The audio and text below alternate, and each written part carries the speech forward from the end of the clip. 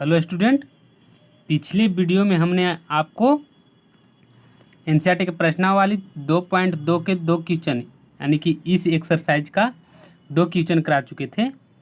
एक ए क्वेश्चन था और एक ए वाले क्वेश्चन था।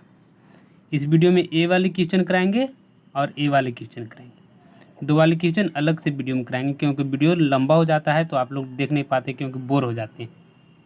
इसलिए छोटे छोटे वीडियो बनाएंगे, 10 मिनट का ही, 10 मिनट से ज़्यादा का वीडियो नहीं बनाएंगे। अच्छा, देखते हैं कितना मिनट चलता है। चलिए क्वेश्चन सॉल्व कैसे करेंगे उसको देखते हैं। इस क्वेश्चन को सॉल्व करने का तरीका क्या है, देखिए यहाँ लिखा हुआ है, क्वेश्चन लिखा है 4s square minus 4s plus 1। क्या करना है, तो क्या करना है वो यहाँ पर लिख दिया था पहले, देख लीजिए क्या कह रहा है, वही हमें करना है। कह रहा है कि शून्यक और गुणांकों के बीच का संबंध निकालें। गुणांक हम बता चुके हैं कि जो एक एस स्क्वायर के आगे है तो ये 4 है, एस के आगे है ए है, यानी एस के आगे एक क्या है मतलब 4 है, ए क्या है 1 है।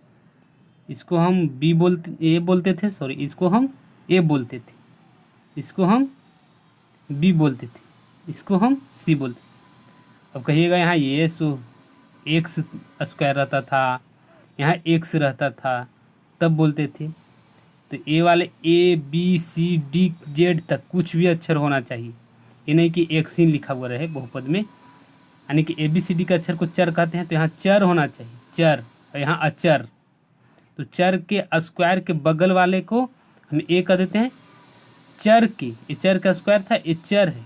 चर मतलब एक्स वाई जेड में कुछ भी रहे, ये जरूरी नहीं कि एक्स स्क्वायर ही रहे या एक्स ही रहे। ये यहाँ हम ए से लेके चल रहे हैं, हो सके बी भी लिख दिया होता, इसका मायने नहीं रखता है। मतलब चर राशि होना चाहिए कि ए बी सी डी में कुछ भी हो। बहुत से स्टूडेंट होते हैं कि आप बता रहे हैं एस स्क्वायर में, एक्स स्क्वायर में आप बताए थे कि ये होता है, ये एस स्क्वायर है। ऐसा नहीं देखने का है क्योंकि अब 10वीं क्लास में चल गए हैं, बच्चे नहीं हैं, कुछ तो अपना कॉमन सेंस लगाएंगे। तो यहाँ एस स्क्वायर मतलब ये चर है।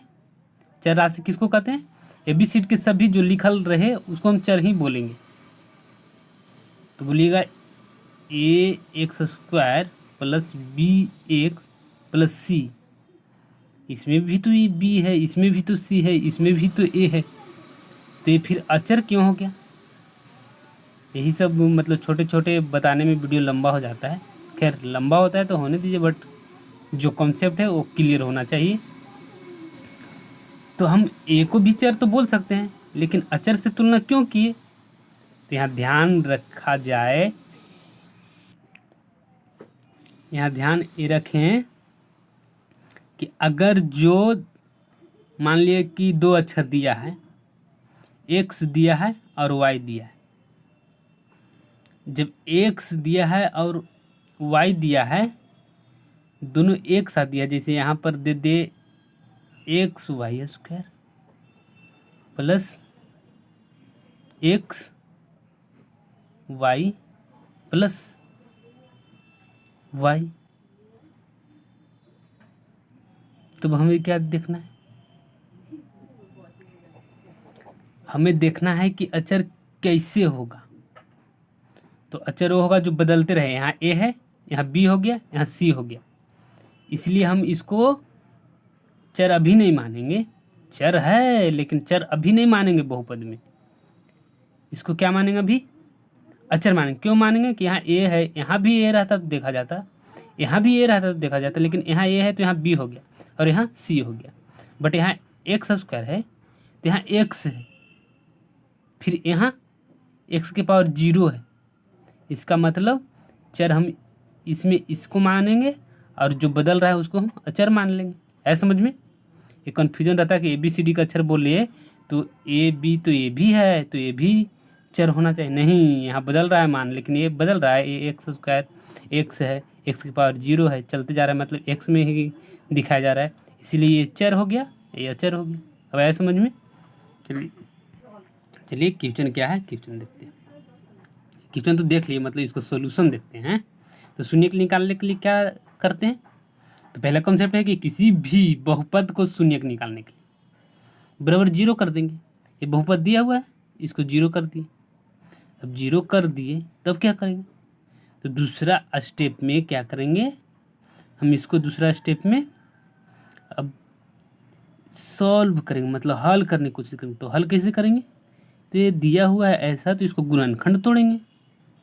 गुणनखंड आता है ना, तो गुणनखंड कैसे तोड़ेंगे, तो कैसे तोड़ेंगे यहाँ देखते हैं। ये 4 पहला स्टार्ट करेंगे गुणनखंड का, पहला मतलब जो लास्ट फर्स्ट है वो लास्ट से गुना कर दिए। तो 4x² को 1 से गुना किए तो 4s²। अरे समझ में, फर्स्ट है 4s² गुने 1 किए तो बराबर क्या लिखेंगे, 4s²। यह नहीं लिखिएगा, फर्स्ट और लास्ट से गुना किए तो 4s² आया। तो ये जो बीच वाला है उसको हम ऐसा तोड़ें, दो ही टुकड़ा में करना है। क्यों दो टुकड़ा में करना है, क्योंकि हम गुना ये 2 को ही किए हैं, इसलिए इसको भी बीच वाला को 2 ही टुकड़ा बनाना है। 3 टुकड़ा नहीं कर देना है कि 1 जोड़ 2 कर दिए, ऐसा नहीं कुछ, मतलब 2 ही टुकड़ा में तोड़ना है। तो हम इसको -4 है तो -2 तो -2 जोड़ घटाओ तो आता है, सेम जाती है, तो -4 हो गया, एस सेम जाती है, तो -4s हो गया। ये तो हो गया। अब हमें क्या लाना है, प्लस में 4s², तो माइनस गुने माइनस प्लस 2 गुने 2 4 s गुने s², 4s² आ गया, मतलब गुणनखंड टूट गया। ठीक है, अब आगे हम कॉमन उमन लेंगे और इसको सॉल्व करेंगे।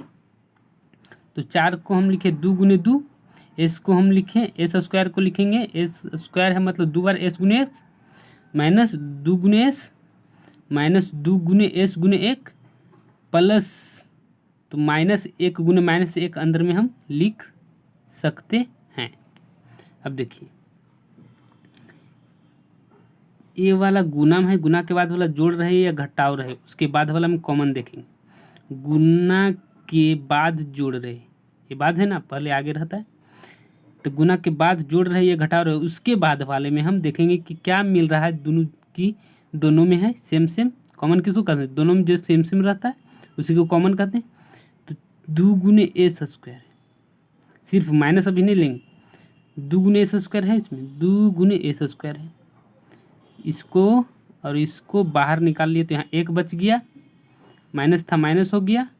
अब ये बाहर चल गया तो a और ये बचा, तो दोनों को गुना करिए, तो दोनों को गुना करने पे आ गया 2s बाहर लिखे, 2s -1, ये समझ में आ रहा है यहाँ तक, -1 2s -1, यानी कि यहाँ कैसे हुआ कॉमन, यहाँ पर देखेंगे कि -1 गुने -1, तो -1 कॉमन, 1 और ये वाला माइनस भी लेकर चला है, तो -1 यहाँ भी मिल रहा है, -1 यहाँ भी मिल रहा है, -1 कॉमन लिए तो यहाँ 2s बच गया, और एगो -1 बच गया, इसको लिख दिए, प्लस माइनस हो जाएगा, लिख दिए बराबर 0। गुणनखंड तो अच्छी तरह से आना चाहिए, 10वीं क्लास में पढ़ रहे हैं, 8वीं क्लास में सब बताया जाता है, बहुत अच्छी तरह से बताया जाता है। जो पढ़े होंगे बहुत ज़्यादा गुणनखंड बनाते हैं 8वीं क्लास में। खैर हम ये इसलिए बता रहे हैं कि जो 8वीं या 9वीं में अच्छा से मेहनत नहीं किए वो भी समझने की कोशिश करें। वीडियो 1 नहीं 2 नहीं 3 बार देखें तो समझ में जरूर आएगा गुणनखंड कैसे तोड़ते हैं। हम वही प्रोसेस बता रहे हैं, वो प्रोसेस नहीं बताना रहता तो हम सिर्फ शून्य निकालते हैं, ऐसे ऐसे करते हो गया, अगले तो ये क्वेश्चन कभी बन चुका होता, लेकिन नहीं, आपको गुणनखंड तोड़ना आना चाहिए, गुणनखंड तोड़ना आना चाहिए, उसके बाद तो शून्य निकल जाएगा। अब 2 गो का 0 है, इसका मतलब कोई कह दिया कि हम इसको 0 लेंगे, ठीक है, दूसरा कह दिया कि नहीं रे हम इसको 0 लेंगे, अच्छा ठीक है भाई तुम इसके 0 भी लो, तो या लिख दिए, मतलब ये 0 होगा या ये 0 होगा, बराबर 0 करें तो ये माइनस है, ई पट्टी ले आए तो प्लस हो गया, मतलब बराबर कि इधर रहता है माइनस तो इधर प्लस में हो जाए, तो 2s बराबर 1 हो गया, यहाँ 2s बराबर 1 हो गया, s बराबर 1 गुना में है तो इधर भागम लग गया, या s बराबर इधर भी भागम लग गया, इसके बाद s का 2 मान आ गया, 1/2 1/2 1/2 मान है। अब s आ गया एस को जीरो करने पर जो वैल्यू आया, मतलब वो जो बहुपद था, बहुपद को जीरो करने पर जो वैल्यू आया है वो तो शून्यक ही है ना। शून्यक क्यों है? क्योंकि शून्य करके हम वैल्यू निकाल रहे हैं, इसीलिए शून्यक है। तो अगला स्टेप क्या कहा था? अगला स्टेप कहा था, शून्यक तो निकाल दिए, कहा था कि शून्यक और गुणांक के बीच का जो संबंध है वो बताएं। तो शून्यक और गुणांक का बीच का संबंध क्या है? बहुपद 4s², यहाँ क्या लिखे हैं इसके बाद? बहुपद 4s² माइनस 4s प्लस 1। हम थोड़ा थोड़ा भी इंग्लिश बोलना स्टार्ट करेंगे बीच बीच में, क्योंकि जब आगे आप 10वीं के बाद पढ़ेंगे तो इंग्लिश में ही पढ़ेंगे। शायद सब तो नहीं पढ़ेंगे, कुछ कुछ जो अच्छा तैयारी करना रहेगा, किसी को इंजीनियर बनना रहेगा, किसी को डॉक्टर बनना रहेगा, उसको पढ़ाई ज़रूरी है कि वो इंग्लिश में ही पढ़े। इसलिए हम स्टार्ट करेंगे थोड़ा थोड़ा इंग्लिश बोलना, ताकि आप लोग को समझ भी आए। इसलिए चलिए, ये तो कह रहा है बहुपद 4s² माइनस 4s प्लस 1 का शून्यक 1/2 1/2। शून्यक आ गया, समझ रहे हैं, लिख दिए। अब इसका गुणांक कौन कौन है? तो गुणांक है जो इसके आगे रहता है वो ए हो गया, इसके आगे रहता है वो बी हो गया, इसके आगे क्या है? माइनस है, तो -4 हो गया, सी बराबर 1 हो गया। तो मान लिया कि अल्फा बराबर 1/2, बीटा बराबर 1/2। जहाँ अल्फा बीटा शून्यक है, सूत्र से अल्फा जोड़ बीटा बराबर -b/a होता है। तो अल्फा की जगह पे रखेगा 2, बीटा की जगह पे रखेगा 2, जोड़ था जोड़े, जोड़ के चिन्ह दिए, यानी जोड़ेंगे यहाँ पे। इसके बाद -b, तो -b यहाँ खोजेंगे, तो b है -4, तो आगे लगा दिए माइनस। a कितना है? 4 है, 4 लिख दिए। इधर आए, इसको एलसीएम यानी कि भिन्न के जोड़ तो अब नहीं आता है क्या? वो आता होगा ज़रूर। इसको भिन्न के जोड़ से इधर किए, इधर माइनस माइनस प्लस हो गया, 4/4 किए, 1 हुआ, काटे तो 1 हुआ। ये 2 से इसको जोड़े तो 2 हुआ, 2 से 2 में भाग दिए 1 हुआ, 4 से 4 में भागा दिए तो माइनस मत मानिएगा, बराबर 1 है, बराबर 1 हुआ। 1 बराबर 1 हो जा रहा है, बराबर मतलब बराबर हो जा रहा है, तो ये संबंध स्थापित हो गया। संबंध स्थापित हो गया, उसी को हम लिख दिए हैं लैंग्वेज। यहाँ हम शून्यांकों तथा गुणांकों के बीच का संबंध सत्यापित किया। ये वीडियो अब लंबा हो गया, इसलिए इस वीडियो को हम यहीं पे क्लोज करते हैं। इस वीडियो को शेयर कीजिए, सब्सक्राइब कीजिए चैनल को अगर जो पहली बार देख रहे हैं तो। थैंक यू फॉर वॉचिंग और पढ़ते रहिए।